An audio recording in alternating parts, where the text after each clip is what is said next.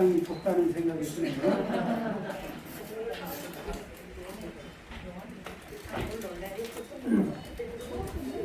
자, 그러면 시작하겠습니다. 자, 이제 여기에 그러니까 글자가 되면은 처음에 3귀의 5개를 이렇게 받습니다. 그렇죠? 그러면은 3귀를 이 5개를 먼저 이렇게 받는 이유가 5개를 그냥 받아두라는 게 아니라 5개를 생활 속에 내 업력으로 실천을 할 수 있도록 노력을 해라 이 얘기죠. 그래서 5개를 실천해서 순도가 한 70%, 80% 이렇게 높아지잖아요. 그렇게 되면 뭐를 막아요? 이 사막도로 가는 길을 막아요. 그러니까 여기에서 5개를 실천한다는 게 그냥 불교니까 그 5개를 그냥 형식적으로 얘기하는구나 그게 아니고 중생에게 우리 어리석은 중생들이 최소한 나빠지지 말아야 할 그 마지노선을 이제 일러주는 그게 이제 그 기반을 잡아주는 자리가 그게 5개가 되는 거죠. 그렇게 이제 5개를 받은 상태에서 그럼 이제 이 아래쪽의 사정은 이제 이렇게 지워지거든. 그리고 이기적인 에너지에서 좀 자유로워집니다. 그러면은 이기적인 에너지에서 자유로워지면 어떤 사람하고 만나느냐?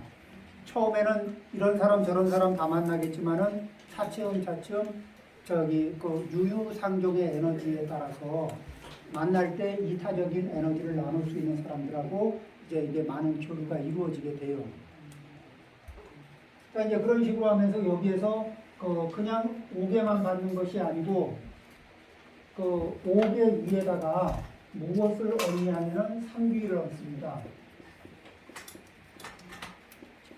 그러면은 3귀는 어떤 게 중요하냐면은 아까 이게 사막도가 있죠. 여기에 사막도, 지옥왕 출생. 자, 사막도가 있고 그 위에 인간도가 있고 그 다음에 이제 욕계라는 데가 있어요. 욕계천. 그 위에 색계천이 있고 이 색계천만 해도 욕망이 빠져버린 그 세계이기 때문에 욕망에 더 이상 끄달리지 않으니까 결핍이 더 이상 발생되지 않아요. 자, 욕망에 끄달리지 않고 결핍이 발생되지 않으면 고통을 느낄 수 있는 고통이 별로 없어요. 두세 개는 더 말할 것도 없죠. 그런데 3귀에서 부처님은 어디에요? 무색계 이 정도는 우리 6개천만 해도 대단히 훌륭하다고 생각하는데 여기를 쭉 돌파해가지고 부처님은 한참 위에 계셔요. 그리고 그 위에까지 계시면서 부처님이 이리 온나 하고 계시거든. 부처님이 당신이 있는 자리까지 오라고 우리한테 중생들한테 이렇게 손짓을 하셔요. 그러면서 거기에 당신에게 다가갈 수 있는 방법으로 각각의 사막도에 있는 존재들은 사막도에서부터 인간도에 있는 이들은 인간도에서부터 욕계천 천상 이런 천상에 있는 사람들은 이렇게 존재들은 여기에 자기에게 맞는 그 법문을 부처님이 쭉 설해 주셨어. 방법을 어떻게 부처님에게 다가갈 수 있는 방법을. 그래서 부처님에게 귀의하면서 부처님과 닮아지기를 발언하고 부처님의 가르침에 귀의하면서 그 방법을 활용해서 나를 계속해서 무한 업그레이드 시킬 마음을 품고 그리고 내가 업그레이드 되면서 나만 업그레이드 될까 아니면 다른 사람도 같이 업그레이드 되기를 바라는 게 좋을까? 그렇죠. 그러면 나도 업그레이드 되고 다른 이도 업그레이드 되고 근데 혼자 하면 쉬워요 어려워요? 혼자 하면 어렵지. 그런데 이렇게 공부를 같이 하면 상대적으로 쉬울까 어려울까? 그렇게 같은 부처님의 일러주신 방법을 같이 함께 이제 실천하는 거. 이 동아리. 그래서 그런 동아리를 승가라고 하는데 승가의 특징은 뭐냐면 과학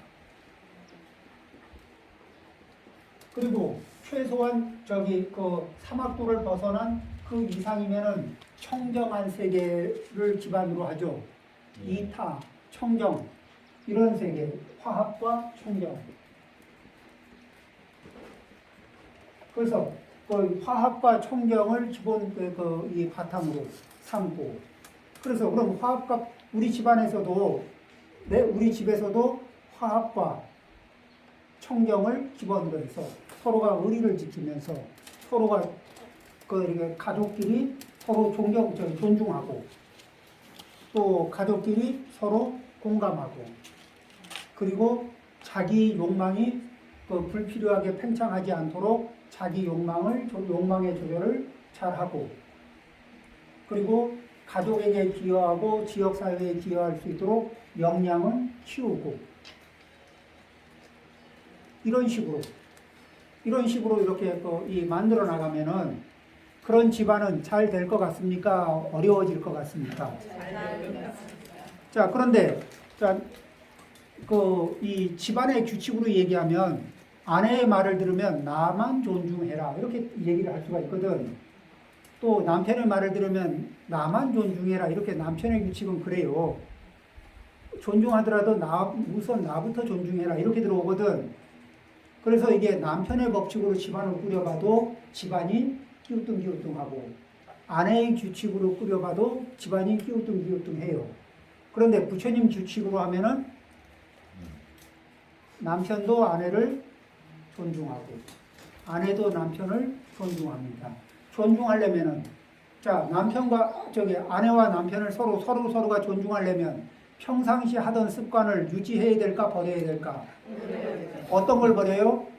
서로가 서로를 쳐다보면서 적당히 얕잡아 보는 습관. 있을까 없을까? 자, 그 적당히 얕잡아 보는 입장에서는 내가 갑이다 이런 생각이 있어요 없어요?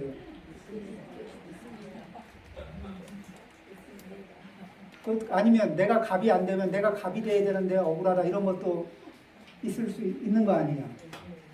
자, 그런 마음들이 밑에 깔려 있으면은 이게 이 존중심이 날까 안 날까?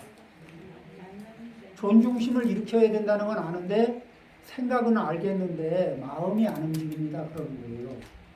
그렇죠. 얕잡아 보는 사람을 어떻게 내가 내 눈에 이게 졸로 보이는데 어떻게 존중심이 나요?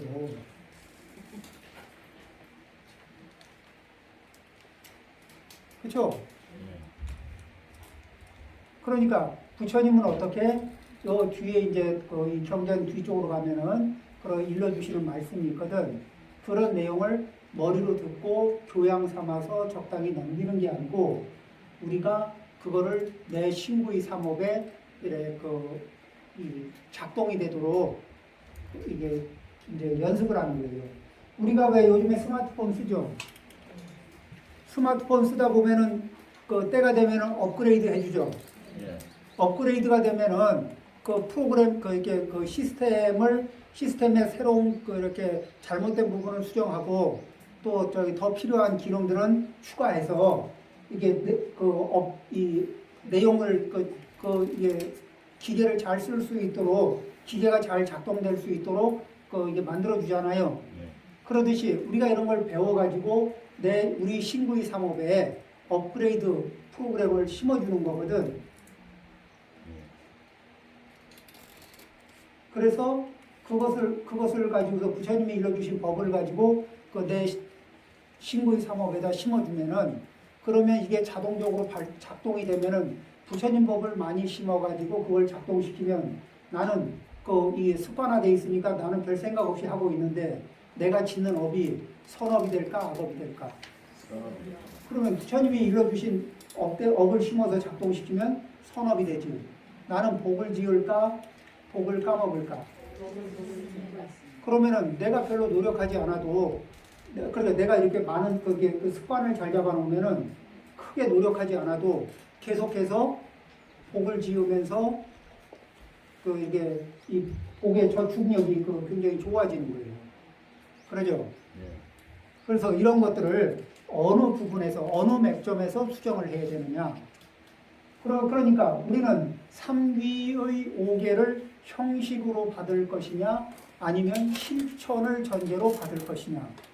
그리고 지금 당장은 내가 실천하는 양이 100%가 안 되더라도 목표는 100%를 목표로 하고 하루하루 살아가면서 순도를 조금씩 더 업그레이드해서 더 잘 해나갈 수 있도록 노력하는 거. 그러는 게 누구를 돕는 거예요? 나를 돕는 거예요. 내 가오를 살리는 일이지. 그리고 이제 나이가 들면은 이게 이제 젊어서는 이렇게 이 젊음의 기운이 싹 보면은 다른 거를 감출 수가 있거든요. 나이가 들면 자기 업력의 냄새가 이게 이제 막 드러나요. 그러니까 이게 업을 다듬지 않으면은 이 속에 이렇게 가지고 있는 업력이 표정으로 뭐로 이게 다 드러난다고. 그러죠? 그러면서 왜 나를 이렇게 따뜻하게 대하지 않고 친근하게 대하지 않고 왜 나를 외롭게 하고 뭐 이렇게 이제 말씀하시면은 그러면은 차마 말은 못하지만 그런 거죠. 우리는 평범한 쥐하고 비슷한데 당신도 쥐하고 비슷한 모양을 하고 있지만 고슴도치잖아요. 가까이 가면 찔리는데 가까이 가면 찔리니까 찔리고 나면 주춤하고 찔리고 나면 주춤하고 자꾸 물러나게 됩니다. 사실은 그런 게 있을 수 있잖아요. 그렇죠?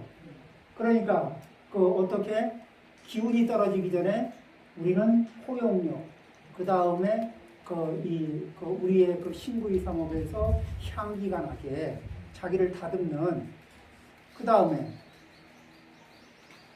우리는 주인공이 되고 싶은 마음이 있어요, 없어요? 여러분한테 3명만 있어도 회장 뽑아서 주인공 하고 싶은 게 있잖아. 그런데 주인공 안 하고 싶은 사람이 있어요, 없어요? 없죠. 그러면은 맨날 조연만 하고 싶어요? 자, 이제 그런데 이제 어떤 게 있냐면은 이 세상에서는 내 입장에서는 내가 24시간 주인공을 하면 딱 좋겠어요. 그런데 사실 가만히 이렇게 객관적으로 이렇게 바라보면 내가 24시간 주인공 하기는 좀 무리가 있거든. 그런데 다른 사람도 주인공 할 기회가 나하고 동등하게 권한이 있다는 걸 인정하는 거예요.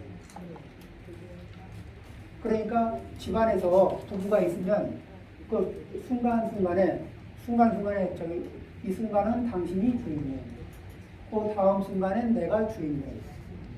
그래서 그 주인공을 서로 이렇게 번갈아 가면서 왜 시소 탈 때 이렇게 올라갔다 내려갔다 올라갔다 내려갔다 이렇게 하는 것처럼 이게 가족이 있으면은 어느 순간에는 아들이 주인공, 어느 순간에는 딸이 주인공. 그러죠? 그러다가 또 아빠가 주인공, 엄마가 주인공, 이렇게 해서 서로가 이게 순간순간에 그때 이게 주인공이 되는 기회를 충분히 누리는 거예요. 소외라는 거는 누구는 3번 하고 있는데 누구는 한 번도 못 하고 있거나 겨우겨우 하다가 한 번 하거나 뭐 이런 게 아니라 그걸 뭐라 그래요? 다 주인공이 될 자리에서 주인공이 되도록 그렇게 서로가 주목해주고 감사하고, 아빠가 고마운 순간에 아빠를 주인공, 엄마가 고마운 순간에 엄마한테 주인공, 또 아들, 딸이 그렇게 노력하고 있을 때 아들, 딸이 그 순간에 주인공. 이렇게 해서 그렇게 주인공이 되고, 그리고 스포트를 몰아서 따뜻하게 감싸주기도 하고, 그리고 또 격려하면서 더 노력하고 더 발전하자는 격려도 하고, 그러죠? 그런 분위기들, 이런 것들을 이제 만들어가는 거죠. 그래서 주인공을 누군가 한 사람만 차지하려고 그러잖아요. 그래서 성공하잖아요. 한 사람이 주인공 딱 돼가지고 20년 주인공 하고 있잖아요.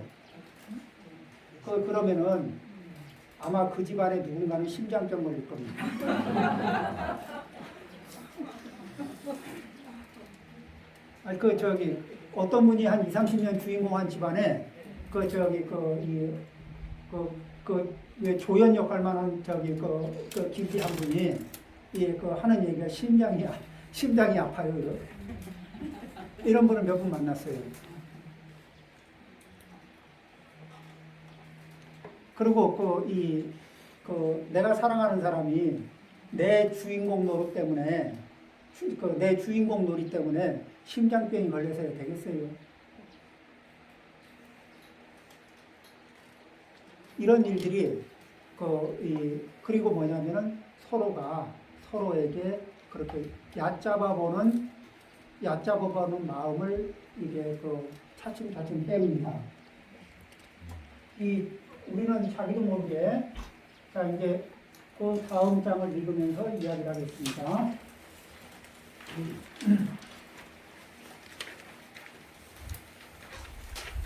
네 가지 악한 일, 싱할라여, 다음 네 가지 악한 일을 하지 않는 것은 어떤 것인가?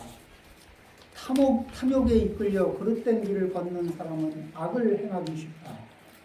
노여움에 이끌려 그릇된 길을 걷는 사람, 어리석음에 이끌려 그릇된 길을 걷는 사람, 그리고 겁에 질려 그릇된 길을 걷는 사람은 악을 행하기 쉽다. 그러므로 싱할라여, 성스러운 제자는 탐욕에 이끌려 그릇된 길을 걸어서는 안 된다.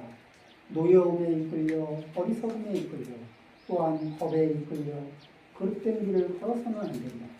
이러한 네 가지의 방식으로 악한 일을 해서는 안 되는 것이다. 이렇게 말씀하신 후에 세존께서는 다음과 같은 시를 읊으셨다. 탐욕에 이끌려 노여움에 이끌려 두려움에 이끌려 또한 어리석음에 이끌려 법을 깨뜨리는 자, 그런 명성을 잃어가리니 마치 달이 이지러져 그 몸이 되는 것과 같으니 탐욕에 이끌리지 않고 노여움에 이끌리지 않고 두려움에 이끌리지 않고 또한 어리석음에 이끌리지 않고 법을 깨뜨리지 않는 자, 그의 명성은 날로 퍼져가리니 마치 달이 차올라 봄이 되는 것과 같으니. 자, 여기에서 네 가지 악한 것은 무엇이냐면 탐욕, 탐진치, 그 다음에 공포에, 두려움에 질려서. 자, 이 두려움에 질려서부터 얘기를 해보면, 사람이 두려움에 이렇게 눌리면은 이 정신적으로 이렇게 자유롭습니까? 자유롭지 못합니까? 자유롭지 못한 상태에서, 그러면 이제 머리가 텅 비면은 뭐가 되냐면, 시키는 사람의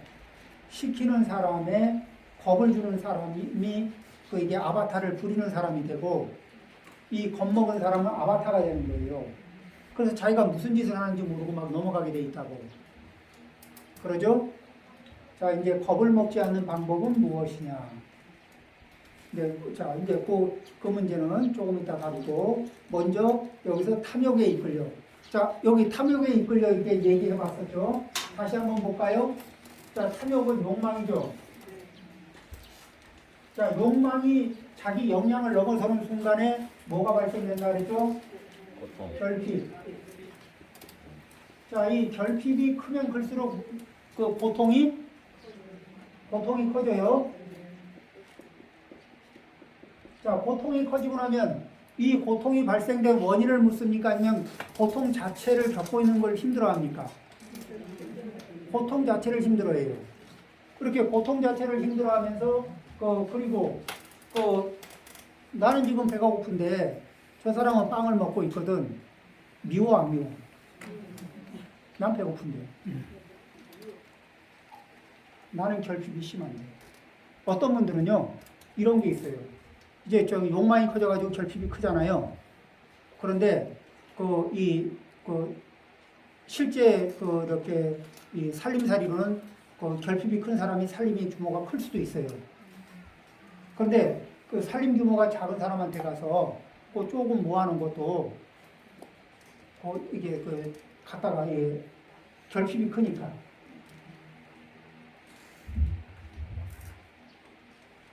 좀 달라고 해서 가져오고는 줄 생각을 안 해. 살림 주모로 보면 충분히 줄 수 있는데, 그런데 뭐냐면은 그 욕망 대비, 자기 역량 대비 욕망이 커져 있어가지고 여유가 없어요. 줄 수가 없는 거예요. 돌려줄 수가 없어요. 그런 분들이, 그런 게 생깁니다. 고통이 생기고, 고통이 생기다 보면은 이게 가슴에 원망이 쌓여요. 이 고통을 오래 겪으면은 이런 거는 또 어디 있냐면은 병원에 가면은 병원에 오래 입원해 있잖아요. 그럼 간병하는 사람들한테도 욕해. 환자가. 그 간병하는 분이 이제 가족이 이렇게 또 문병도 가고 간병도 하고 이렇게 애를 쓰잖아요. 그럼 원래 고마운 거 아니에요? 그런데 야단치고 욕하고 막 그런다고. 그게 왜냐면 이게 그 고통이 누적되면서 이 속에 이 불편한 에너지가 있거든. 그게 많이 누적되면은 그러면은 그걸 이게 만만한 데다가 막 분출하는 거예요. 그러니까 그냥 아파서 그러더니 이렇게 이제 하는 거잖아요. 어느 쪽이든지 고통이 누적되면 원망이 쌓이고 원망이 쌓이면은 어딘가 풀자리를 자꾸 찾아요. 그런데 이거는 뭐예요? 악업에 이 악순환이 생기는 거예요. 우리 이런 거 쉽게 범할 수 있습니까? 없습니까? 자, 이런 거를 그러면 어떻게 하느냐? 이 욕망에서부터 첫 번째 욕망에서 내가 지금 욕망을 추구하는 거는 내 역량을 넘어서느냐 안 넘어서느냐. 요걸 살펴봐야 돼요. 역량을 넘어서는 욕망을 부리고 있으면 나는 고통을 초래한다 안 한다. 그리고 내가 누구를 원망할 일이 생길까 안 생길까. 그리고 누군가에게 해코지하면서 나는 이상한 사람이 될 가능성이 있을까 없을까. 원하는 거예요? 그런 사람이 되기를 원하는 거예요? 그걸 원하지 않으면은 차라리 욕망을 내가 감당할 수 있는 내 역량 수준으로 조절하는 게 좋지 않을까? 그게 현명하지 않을까? 그렇죠. 자기가 감당할 수 있는 수준으로 욕망의 사이즈를 줄이는 걸 뭐라 그래요? 소욕.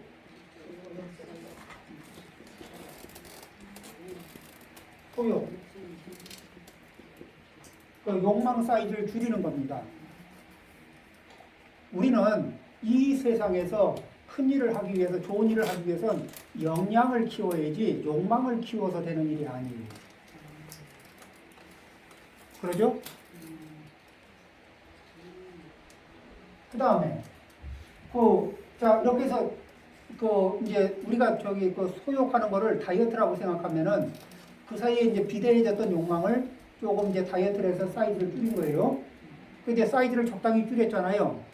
그럼 그 상태에서 다시 이게 팽창하지 않도록 이 만족점, 지족, 만족점을 확인하고 그 자리에서 뒤로 밀리지 않는 거예요. 만족점을 확인하고. 이게 뭐예요? 욕망 사이즈를 고통이 발생되지 않는 범위 내로 욕망 사이즈를 줄이고, 그거는 이제 우리가 각자 자기의 생활에서 여러 가지 각도에서 재보면 알죠. 체크해 보면 알 수 있어요. 그래서 어디까지 줄여야 되는가. 그럼 줄이려고 그러면 한 번에 팍 줄이면은 금단 현상이 발생될 수 있으니까 그 목표를 성공적으로 줄일 수 있도록 부부 사이에도 의논하고 해가지고 사이즈를 잘 조정해서 줄이면 되는 거예요. 그 다음에 이제 줄인 상태에서 이게 다시 팽창하지 않도록 잘 지켜내는 거, 지족. 이런 거. 소욕 지족은 그냥 벽에 걸어놓고 보는 좋은 글귀가 아니라 내 생활을, 나를 고통의 나락으로 빠뜨리지 않는 나를 수호해주는, 나를 지켜주는 이 부적 같은 거야. 그러죠? 나를 보호하는 굉장히 중요한 말씀이에요. 우리 가족을 지켜주는 굉장히 중요한 말씀이라고. 그렇지 않겠어요? 욕망이 나를 자유롭게 할 것 같아요? 그 욕망이 나를 자유롭게 할 것 같은 착각에 빠져가지고 그 욕망을 따라서 부지런히 뛰어본 결과 이 코스를 지금 이런 그렇죠? 욕망이 팽창하면 결핍이 커지고 고통이 커지고 원망이 커지고 그리고 이 원한을 맺는 이렇게 안 좋은 관계를 맺는 그런 사람들이 많아지고 그런 것들이 이게 아주 메커니즘으로 풀리죠. 그 다음에 이제 욕망이 커지잖아요. 이 탐욕, 욕망을 타고 무엇이 자라나냐면은 이 암환이 자라나요. 왜냐하면 욕망의 변형 중에 하나가 뭐냐면은 욕망의 변형이 물질적인 욕망도 있지만 다른 사람들로부터 인정받고 싶은 인정욕구라는 게 있어요. 그래서 내가 너보다 좀 잘난 것 같지 않아? 이렇게 말하고 싶은 게 뭐냐면은 상대보다 잘나고 싶다, 누구보다 잘나고 싶다, 그렇죠? 더 능력이 있어 보이고 싶다, 잘생겨 보이고 싶다, 있어 보이고 싶다, 이런 모든 이런 것들이 이런 비교가 다 뭐예요? 이 잘난 인증표를 받고 싶어하는 인정 욕구가 밑에 깔려 있는 거라고. 그러죠? 그럼 이제 이 인정 욕구가 인정을 받기 이전에도 인정 욕구는 자기 혼자 뇌피셜로 자기 머릿속에서 자기 자신이 굉장히 훌륭하다고 자기를 막 펌프질해요. 그래서 일단 자기가 자기를 인정을 막 해주거든. 펌프질을 많이 해줘.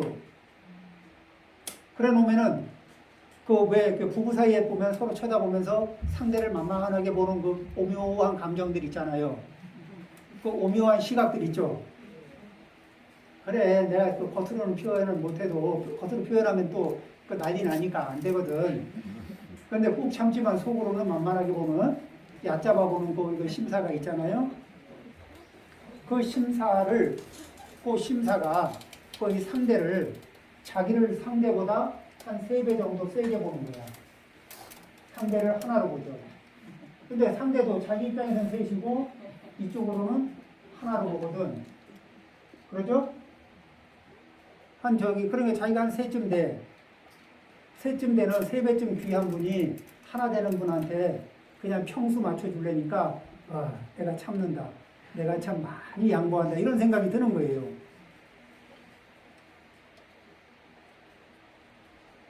그리고 이 친구 사이에도 그렇고, 이제 그래서 뭐냐면, 양보한 건 많고, 내가 참고 양보한 건 많고, 받은 거는 적거든. 해준 건 많고, 받은 건 적어요. 이런 의식이 이렇게 지나면 지날수록 가까운 사람들 사이에도 많이 쌓여. 그러죠? 그래가지고, 왜 옛날에 결혼하고 옛날에 서로 잘해주려고 노력하다가, 그 다음에 이게 주고받고 호의를 주고받다 어느 순간에 배판할 날을 잡아요. 그러고는 하는 말이 있죠. 누군가 먼저, 남편이 먼저 할지 아내가 먼저 할지 알 수는 없지만 당신 얘기 좀 합시다. 그러면 무슨 일이요? 그러면 내가 이런 얘기까지는 안 하려고 했는데 참 당신 왜 이렇게 야마리가 없어?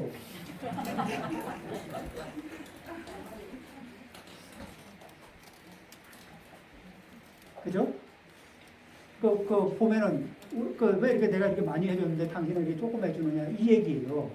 근데 그게 왜 그러냐면, 가치가 3개인 내가 하나를 줘도, 여기에는, 내 기분에는 3개 이쪽에서 내가 가치가 3이면은 주는 것도 하나를 줘도 3개 같은 느낌이야.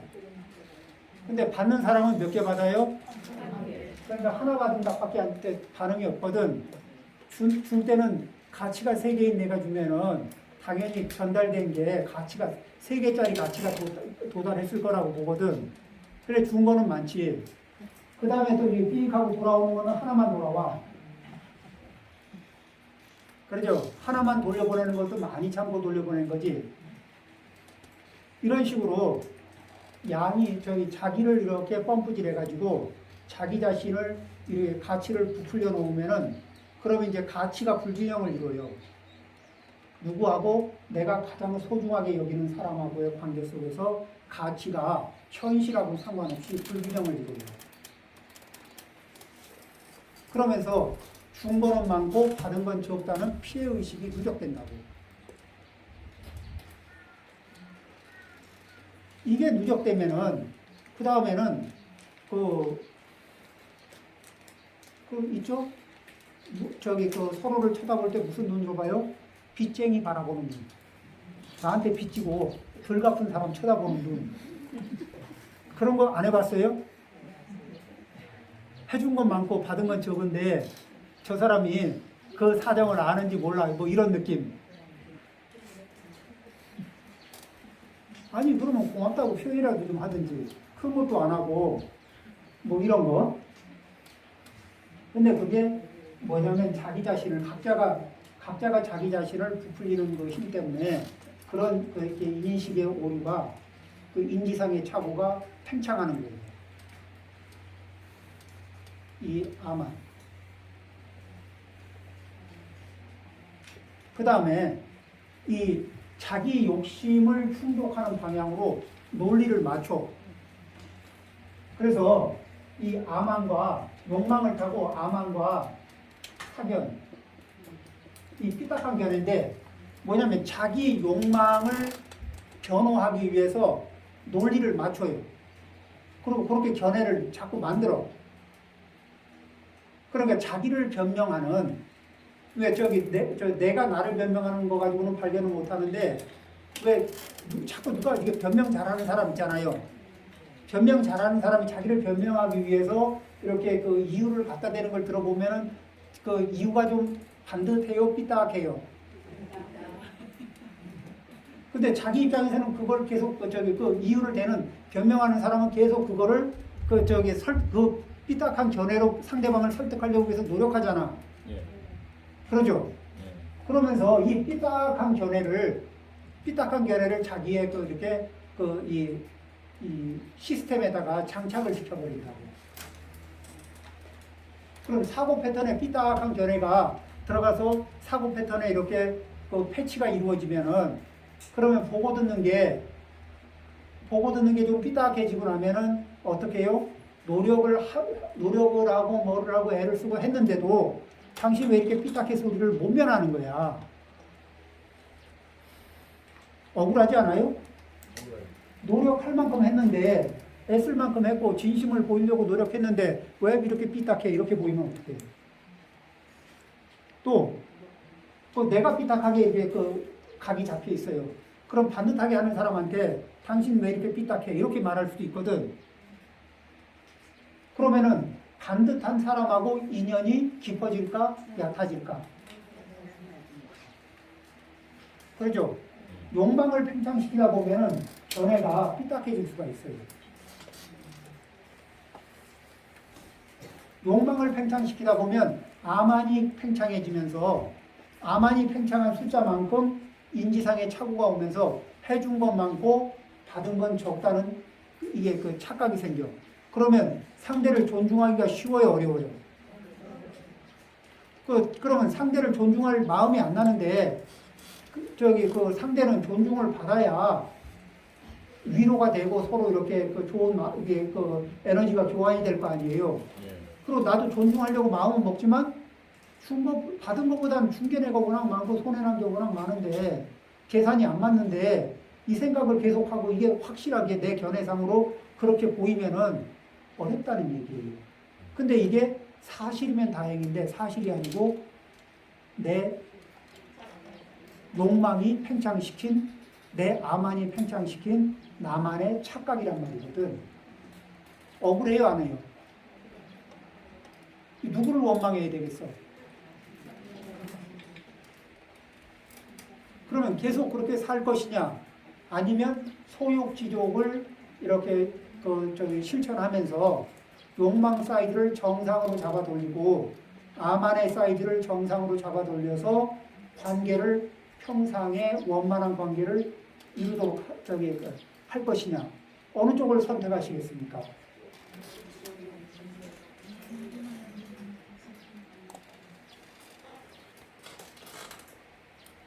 그래서 이 탐욕이 일어나면 남이 나쁘지 내가 나쁠까 이러는데 아니에요.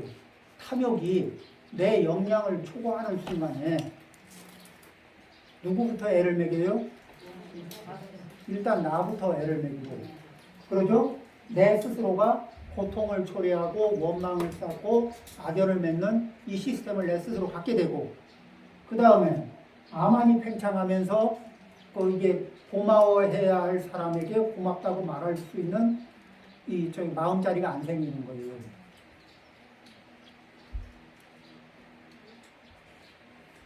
그러니까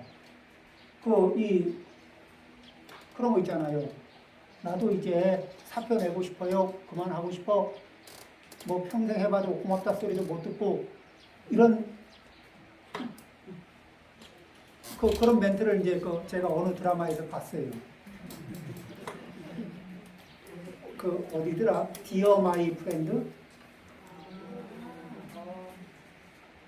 옛날 거죠. 예.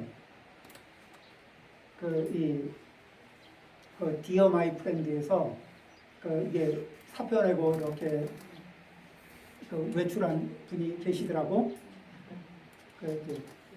자, 그렇게 그런 거. 그 다음에 사견이 대로 자기 욕망을 변호하느라고 자기의 그렇게 논리 구조와 사유 구조가 이게 삐딱하게 세팅이 돼요.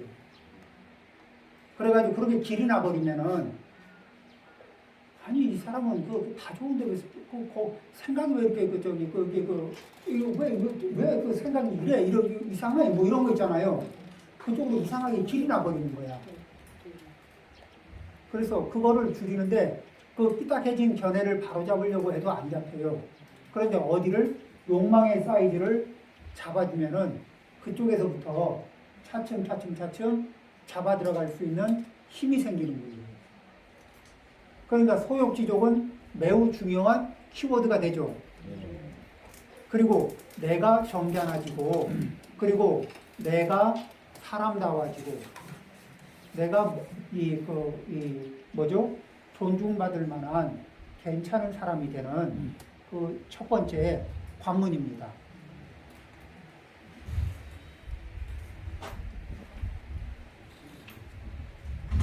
그러니 부처님이 하지 말라는 거 해가지고는 우리가 나 자신에게 도움이 되는 게 있을까 없을까?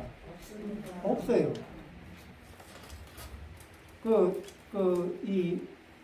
우리 자신에게 부처님이 하라는 거 하고 하지 말라는 거를 안 하고 요걸 실천을 해보는 거예요. 해보면은 금방은 모르는데 금방은 모르죠. 그렇지만 알 수 있어요. 어떻게? 봄날에 새싹이 나기 시작하잖아요. 새싹이 지가 나도 자라는지도 모르죠. 그러지만 자라는지 모르는 사이에 어느새 한 2달 지나고 새싹 나기 시작해서 2달 지나고 3달 지나고 보면 어때요? 다 컸어. 그러듯이 이런 습관들도 욕망을 조금 조정해 보면은 어느 순간에 그 상황이 훅 바뀌어 있는 거예요. 자, 이제 두 번째가 뭐냐면은 노여움입니다. 노여움. 이게 이 화를 내는 건데, 이 화라는 거는 뭐냐면은 불쾌함을 기반으로 해서 화가 나죠. 불쾌함을 기반으로 해서 화가 나는데, 이 화가 나면은 화를 타고서 발생하는 것들이 또 있어요. 화를 타고 발생하는 것들이 뭐냐면은 질투. 이게 질투는 뭐냐면은 화가 나는데 화가 나는 마음에다가 비교를 심어주면 이게 다른 사람하고 비교를 시작하는 거예요. 비교를 했는데 내가 갑이 안 되고 을이 되는 순간에 자, 내가 비교를 시작했고 욕망도 있고 욕망이 성취가 안 돼. 그러면 뿔따구가 나요, 안 나요? 결핍, 뿔따구가 나는 상황에서 비교를 시작했어요. 비교를 시작했으면은 이때는 나는 갑이 아니고 을인 상태잖아, 심리적으로. 심리적으로 을인 상태에서 갑을 쳐다보면은 짜증이 날까 안 날까? 짜증이 나요. 짜증이 나는데 그러면서 뭐죠? 상대가 잘 나가는 것이 아름다워 보이질 않아. 요 정도만 하면은 점잖은 거지. 그 다음에 잘 나가는 그대를 끌어내리고 싶다. 아니면 잘 나가는 그대가 한 번쯤 망가지는 모습을 보고 싶다. 그러죠? 그리고 정 안 되면 내가 잘 나가는 그대를 망가뜨리고 싶다. 이런 것들이 이 질투의 이 에너지들이거든. 그래서 이것도 뭐예요? 이 욕망을 추구하다가 욕망이 팽창하고 거기에서 결핍이 강해지면 분노가 이게 또 진해심이 일어나거든.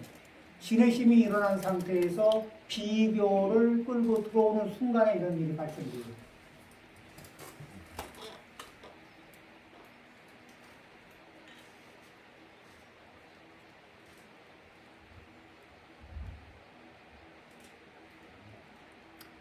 그 다음에 이제 또 어떤 게 있냐면, 그러니까 이거는 타인의 그 성공을 기뻐하지 않는 마음이야.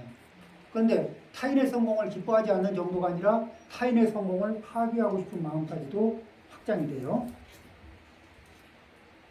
이런 게 있고, 그 다음에 또 이제 어떤 마음이 있느냐, 간탐. 그러니까 뭐죠? 이 간이라는 게,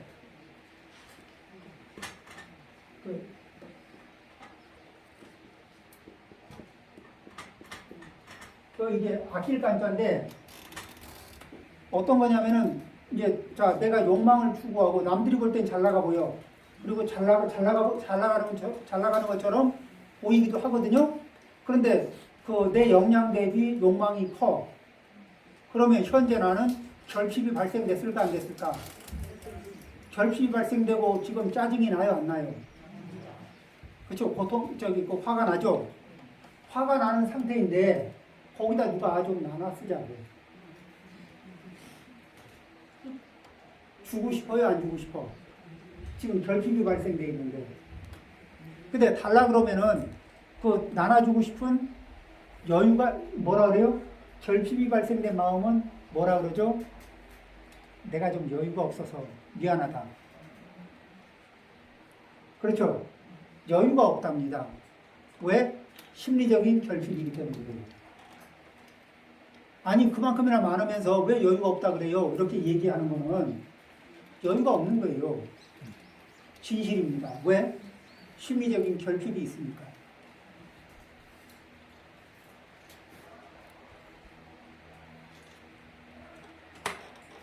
그러죠?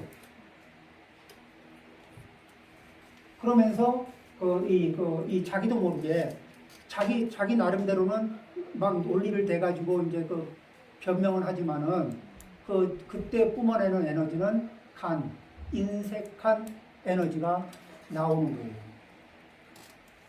그러겠죠? 네. 자, 자기가 욕망과 자기 욕망 대비 역량이 100이고 욕망이 한 70에서 80. 그러면 여유분이 얼마예요? 한 30에서 20. 이 정도의 여유분이 있잖아. 이 정도의 여유분이 있으면 이 정도의 여유분을 가지고는 이런 사람은 여유가 없어서 이런 소리가 날까 안 날까? 안 나요. 그런데 욕망이 120, 150 이런 분들 능력 대비 욕망이 이렇게 커버리면은 그러면 매번 여유가 없는 거예요.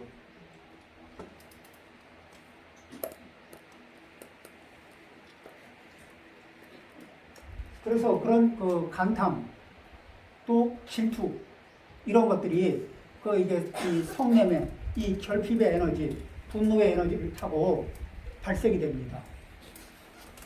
그러겠죠? 근데 가만히 생각해 보면은 이런 패턴이 우리들 마음속에 아주 강하게 일진 않아도 어느 정도 경험들은 있지 않을까요? 제가 이거를 일일이 우리 부처님들 마음속을 다 들여다보진 않았어도 자신 있게 얘기하는 거는 이게 부처님 말씀이니까. 그 부처님 말씀에는 아직 누가 부처님 말씀을 해봐가지고 그거 아닌데요 해서 아닌 걸 증명한 게 없어. 그러니까 부처님 말씀은 자신 있게 전할 수가 있습니다. 자, 그 다음에 이제 어리석음. 이 어리석음에 이끌려, 그러죠? 어리석음에 이끌려 그릇된 길을 걷는 사람. 이 어리석음에 이끌려서 이런 식으로, 자, 탐욕에 이끌려서 가도 좋은 길 갑니까? 삐딱한 길을 갑니까? 또, 성냄에 이끌려서 가도 좋은 길 갑니까? 삐딱한 길 갑니까? 그러죠? 그러면 다시 어리석음을 타고 가면은, 사람이 어리석어지면은, 어리석은 사람은 자기 반성 능력이 있을까 없을까? 자기 반성 능력이 적어요. 그러니까 어떤 일을 할 때 양심의 부끄러움이 작동이 안 돼. 그러면은 양심의 부끄러움이 작동이 안 되면은 그냥 하게 되는 거예요. 뭐해서? 충동이 이끄는 대로. 왜 했어? 좋잖아. 아니, 좋아도 어떻게 혼자만 좋고 많은 사람 불편한 일을 할 수 있어? 뭐 어때? 내가 좋은데. 양심이 작동이 안 되는 거예요. 그 다음에 무참, 무게. 뭐냐면은 이제 양심이 작동이 되면은 이거 하면은 내 마음이 불편해. 양심이 아파. 그러니까 뭘 하기도 전에, 어떤 행위를 하기도 전에 양심이 아파. 그러니까 양심의 통증이 올라오니까 참아 못하겠어. 그래서 멈추거든. 이렇게 될 때 그 사람 양심이 이렇게 활발하게 작동하게 되면은 자기를 지켜주는 굉장히 좋은 안전선이 있는 거거든. 그 다음에 이제 또 다른 사람들이 이렇게 사회적인 공통 상식을 가지고 해주는 이야기들이 있어요. 또는 다른 사람들이 공통 상식을 가지고 바라봐주는 시선이 있다고. 그 시선을 이렇게 염두에 두는 마음을 괴라고 해요. 그런데 그것을 무시하는, 사회적 공통 상식을 무시하고 내 좋으면 됐지 뭐 어때? 뭐 그딴 것까지 신경 쓰고 하면서 이렇게 이 양심의 선도 없고 또 이렇게 사회적인 그런 상식의 선도 없이 휙휙 넘어가는 분들 있잖아요. 근데 그런 분들이 그런 거 넘어가다가 어디 가서 이렇게 많이 쉴까? 무료급식 해주는 데 있잖아요. 큰 집 짓고. 교도소. 네, 그렇죠. 교도소 이런데. 이제 그런데 이렇게 가서 이제 국가 혜택을 받을 수도 있고.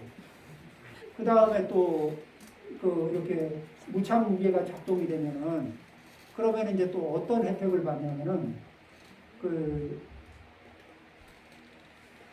가까운 사람들이 지쳐요. 가족 중에 가까운 사람이 지친다고. 그 다음에 이 어리석으면은 어떤 일이 있냐면 도고라고 하는데 막 들뜨는 건데 강한 자극이 들어오면은 쪽으로 막 마음이 들떠. 그 자극이 자기를 해치는 건지 자기를 돕는 건지 구별을 못하고 우리가 이렇게 가만히 있다가도 소리가 큰 쪽으로 돌아가고 뭔가 번쩍번쩍하는 쪽으로 눈이 가고 뭐 이런 거 있잖아요. 우리는 좋은 것으로 신경을 쓰는 게 아니라 강한 자극에 신경을 쓰거든. 그래서 강한 자극이 이렇게 폭주 터지면은 우리는 이쪽 저쪽 이렇게 주의력을 이렇게 막 이렇게 여기저기 보내잖아요. 그런 상태를 뭐라 그래요?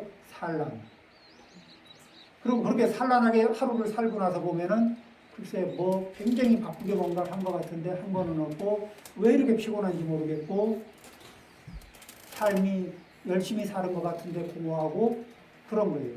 강한 자극에만 이렇게 우선순위를 두고 쫓아가다 보면 들뜨게 돼요.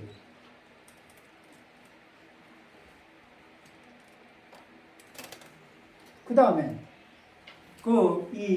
자, 이런 식으로 이렇게 이 탐심, 진심, 치심 이런 것들을 일으키다 보면은 이런 것들이 기본 옵션으로 쭉 따라와요. 그러면서 자기를 좋은 쪽으로 안내할까, 불편한 쪽으로 안내할까. 그러면 그러다가 같이 공동 운명체로 엮인 사람이 있으면은 혼자 가요? 아니면 같이 묶어서 끌고 가요? 그러겠죠. 그러면 이게 같이 공동 운명체로 이렇게 끌고 가게 되면은 그러면은 삶이 우리를 이고등락, 괴로움을 줄이고 행복을 늘리는 쪽으로 가는 걸까? 아니면 행복을 줄이고 괴로움을 늘리는 방향으로 끌고 가게 될까? 습관을 어떻게 잡아야 될까?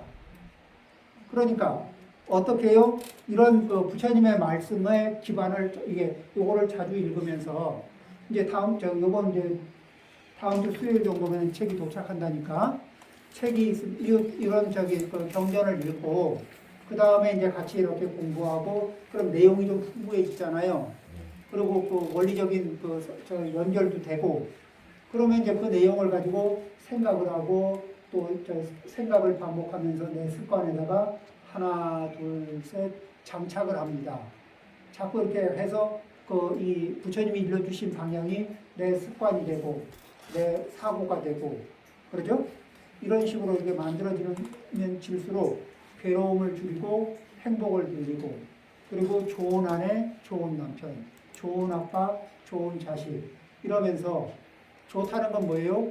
호구가 되는 게 좋은 게 아니에요. 나도 이롭고 상대도 이롭게 해주는 이가 좋은 거예요. 그 다음에 어떤 이가 오냐오냐 하는 분이 좋은 분이 아닌 거예요.